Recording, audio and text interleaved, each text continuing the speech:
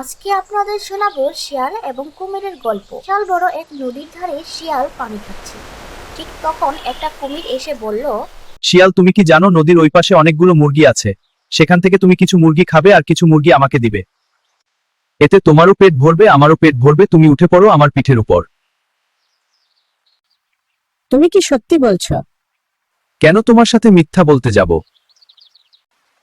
তাহলে চলো এবার নদীর ওপারে যাই। শিয়াল এবং কুমির মুরগি শিকার করতে নদীর ওপারে যাচ্ছে। ঠিক তখনই কুমির বলল, আরে বোকা শিয়াল, নদীর ওপারে গেলে আমি একটা মুরগি পাবো, কিন্তু এই মাঝ নদীতে তোর কলিজা খেলে অনেক শান্তি পাবো। শিয়ালটি এবার বুদ্ধি করে বলল, আরে কুমির, তুমি আমাকে আগে বলবে না? কলিজাটা তো আমার এমনিও কোনো দরকার নেই। কলিজাটা তো আমি নদীর ওপারে রেখে এসেছি। তুমি এক কাজ কর, আমাকে ওপারে নিয়ে যাও, কলিজাটা খেয়ে আবার আমাকে এপারে দিয়ে যাও। ঠিক আছে তাহলে। বুদ্ধিমান শিয়ালের বুদ্ধিটা এবার কাজে লেগেছে। আরে বোকা কুমির, তোর কি মাথায় কোনো বুদ্ধি নাই? কলিজা কেউ কি শরীর থেকে আলাদা করতে পারে? সব সময় শক্তি নয়, বুদ্ধি দিয়েও অনেক কিছু করা যায়।